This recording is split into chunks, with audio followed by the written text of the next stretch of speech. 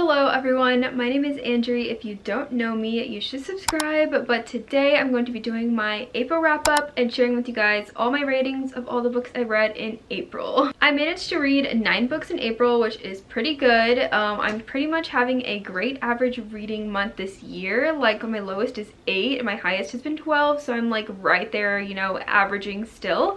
But I did read 4,579 pages. This year I've started tracking my page count for the month, which I don't know why, but to me it's just something very interesting and cool to like figure out once I've finished my reading month, like how many pages I've actually read. So I love to do that. But besides all those stats, let's just get on with all the books I read, because I read some phenomenal books and I can't wait to share. So let's get started. The first book I ended up finishing in April was a reread, and that book was The Darkest Minds by Alexandra Bracken. The Darkest Minds is a older young adult fantasy, dystopian fantasy that I think was really popular, you know, when it came out. There's a movie on it. It was a big thing. It was a moment. I think it came out after its time. Like if it would have came out right when like Hunger Games, Divergent came out, I think this would have been one of like the lead rollers of the book community. But since it came out a little bit, you know, after, it's still so good. It just fits that YA dystopian era so well. But since it came out later, it doesn't get as much hype, and like it's not as beloved as the other like big YA dystopians.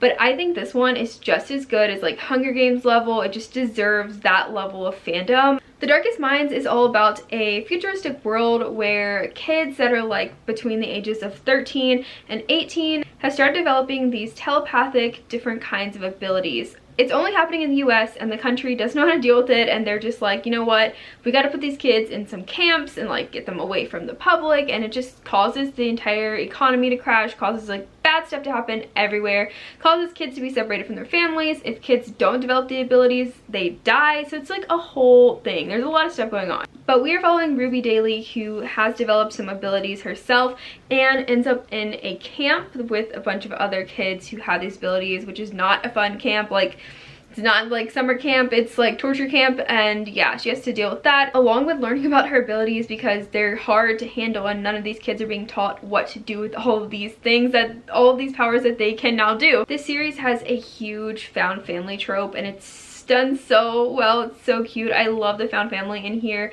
It's just brilliant. The characters are great and the story is well thought out. The story just flows so well throughout. I think it has good pacing, and it's in first person, so it's a dystopian that is very personal since it is in first person. So that's The Darkest Minds. You've probably heard of it. If you haven't, I love it so much, enough to reread it. I know it's 5 stars. The next book I read was Iron Gold by Pierce Brown. This is book 4, you could say, in the Darkest Minds. In the Red Rising series. Red Rising is originally a trilogy. He has gone back and added a couple more books, and one more is still coming out, so there should be 6.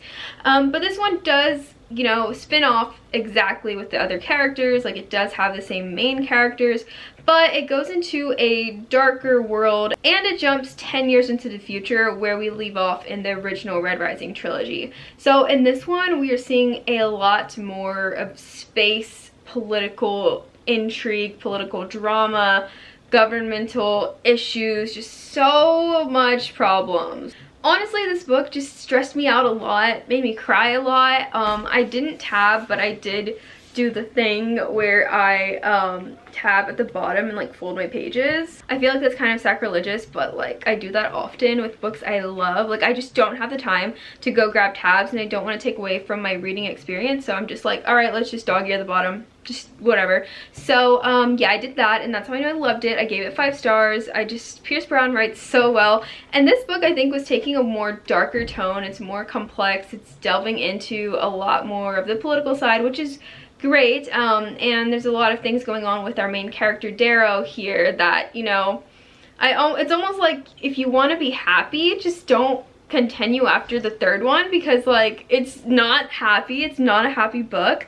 But if you're like a deep Red Rising fan, you're a howler, like you have to read it like myself, then you're gonna be tortured, but you're gonna have a good time while you do it, and it's like meaningful. So that's Iron Gold. I loved it so much. If you've read Iron Gold, please let me know so we can scream and cry together. So the next book I read is one that I had never read before. I mean, I hadn't read Iron Gold either, but like, you know, I do a lot of rereads. This one, not a reread. It's a book I've had on my shelves for a long time and I never picked it up, and I don't know why I waited so long because it's a trilogy. This is the first in the trilogy and I read all 3 of them. Spoiler alert for this video, I read all 3. But the book I want to talk about is The City of Brass by S.A. Chakraborty. I love City of Brass so much. I am now a City of Brass stan. I stan Nahri, I stan Alizaid, Dada. Like, I just love these characters. Muntadir, oh my god. I love these characters so much. Okay, I'm just getting ahead of myself. City of Brass is the first book in the David Bad trilogy, and I did not think it was going to be as good as it was. Like, I remember seeing a lot of people on book Twitter talking about it, but I did not think that it was going to like be one of my new favorites, and it is. So in this series, it centers around Nahri, who has these abilities that she never really knew she had. She lived in Cairo. When she finds herself with a magical ancient Jinn warrior, he grants wishes. He also whisks her away to Daevabad. When they get to Daevabad, it is this, you know, city of brass. It's this magical land where there are people who do magic like Nahri, even though she has some abilities that, you know, other people don't, other people haven't seen in a long time. That gives her kind of like a upper hand, but also people want her, and specifically the royal family want her for their own gain. And so she ends up working in a palace. She is the Bana Nuhida, which is a basically like magical healer. And she's learning how to use her powers, and she's also just learning about the magical world of Daevabad. This series contains a lot of political unrest, like a lot of warring. Like, there are Jinn, there are Daevabads, there are Nahids, there are Marids. There's just a lot of different peoples. And with all of these different groups are people that don't like each other. There are people that want to rule the other because people have, you know, done things in the past that is setting everything up for like a big reawakening war of like stuff that has been going on for years and years and years. But Nahri finds herself in the midst of it, like in the middle of all that throughout the entire trilogy. This one is just, you know, the introduction to that, and the introduction to Prince Ali, who is Prince Alizaid. He is also in the mix of everything, as well as Nahri, for different reasons. And I just think the characters in here are so good. The character that is like the evil, sly, dark, mysterious guy in this one is Dada Yavahush. He is a Jinn, and he has been alive for like, I don't even know, like a millennia. Like, he's really old, but like he finds something in Nahri that is new, and like he, you know, likes her. And then there's the thing with Alizaid, and he's just a super cool character that is like studious, just loves knowledge, and like isn't like the typical prince you would think. Then you have Muntadir, who is the Emir, who is like going to take the place of king when his father dies. Since that's his job, he is more like lax, and he's like always sleeping with girls and like throwing parties and drinking for, again, his own reasons. They have a sister, Prince Alizaid and Muntadir have a sister named Zainab, and she is amazing too. She's totally badass. Like, there's just so many great characters in here that really made this series fun for me. This book, I gave it 5 stars. Like, first book in this trilogy, 5 stars. Like, you just start off with a bang, and it was so good. So, City of Brass.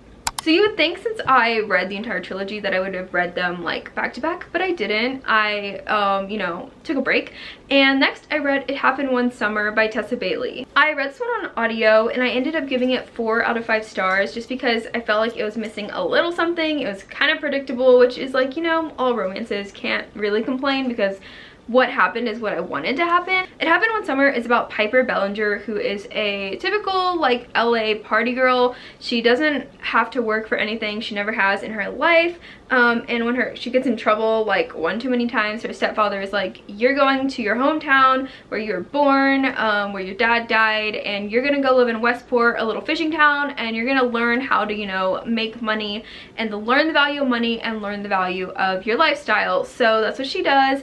And it's not even like it was a big deal. Like, she was like, okay, that's fine. I'm not gonna have all my nice stuff, but I'm willing to go. And so her and her sister go, and they are managing and kind of fixing up a bar that their father owned, who did die there on a fishing trip. So of course she meets her very own love interest, her very own fisherman in Westport, who has a totally different outlook on life than her, only he has some issues himself. Like, he has been married before, and he's just very serious. He's not into looking for relationships, and Piper is not the person he would actually want to be with. So there's a lot of things going on, but overall I thought it was a really cute romance and I loved it. I seriously just jumped all around in April because the next book I read was another fantasy, and it was Escaping from Houdini by Carrie Maniscalco, third book in the Stalking Jack the Ripper series. I really love that like all the books in the series have the same main characters. They do all go together, but they also have their own little subplots, but they still kind of like weave from the previous books and everything. Like there's little things in there that go from the previous books, and I love that. And I love Audrey Rose and Thomas. Oh my gosh, they are just comfort characters for me. Like I know they do autopsies and stuff in the 1800s, and you know they're always around corpses and they're always like getting involved in killings and stuff, but like they're just comfort characters for me, okay? Like I love them so much. I don't know why. I think it's the banter in this book, in this series, it's just like immaculate. Like the banter is so good, the dialogue so good. I gave this one 4 out of 5 stars. It was great. It was another great Stalking Jack the Ripper series book.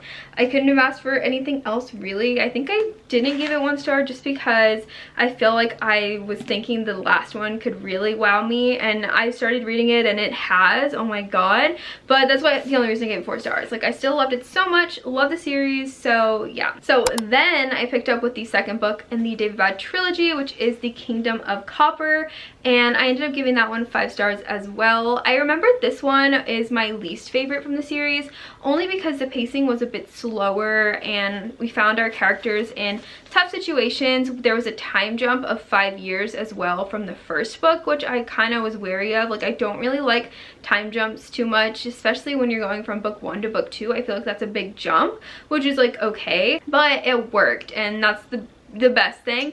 So whenever we were going through the book, I was like, I love it. I love it, don't get me wrong, it's great, but it's a 4 star. And then towards the end, so by the last third of the book, I was completely hooked, and I was just thinking how it was so great. Like, I don't know, I felt like the author really threw like plot twist after plot twist. She brought out a lot of bangs. She took it to a place I didn't think that it was gonna go, and I just appreciated that so much that as a reader, I didn't call anything that was gonna happen, and that just made this fantasy world so amazing to me, and I loved it. So 5 stars for Kingdom of Copper. We were on a roll with City of Brass. Kingdom of Copper got 5 stars as well. We were just on a roll, and it was a great time. Yeah, so then I had to go back to the other series that I started, which was It Happened One Summer, and read the sequel to that, which was Hookline and Sinker by Tessa Bailey. I had bought Hookline and Sinker thinking that I was only going to read this one because I wanted to just read this one at first.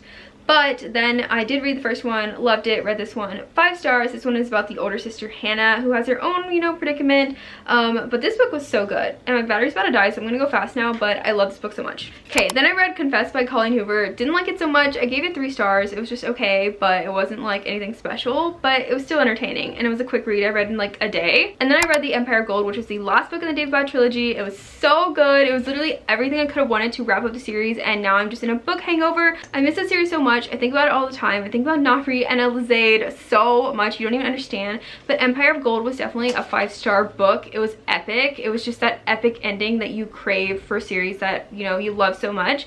And I can't believe I just binged that entire trilogy. Like, it was long, it was deep, it was complex, it was so good. So I mean, I'm happy I did, but I just can't believe I did that. Like, I need to calm down. That was a lot. That was a lot to go into in just like a whole month. But obviously I would do it again because it was like the best time of my month just reading that trilogy. All right, I gotta end it because my camera is literally blinking red. It's about to die, and I'm sorry I had to get rushed, but my camera is rushing me. So I hope you guys enjoyed. Let me know if you've read any of these. Let me know your favorite read of April. If you want to check out my social media or ways to help support the channel, you can check that down below. But that's all I have to say. So I hope you guys enjoyed, and I'll see you in the next one. Bye. But I know that, baby,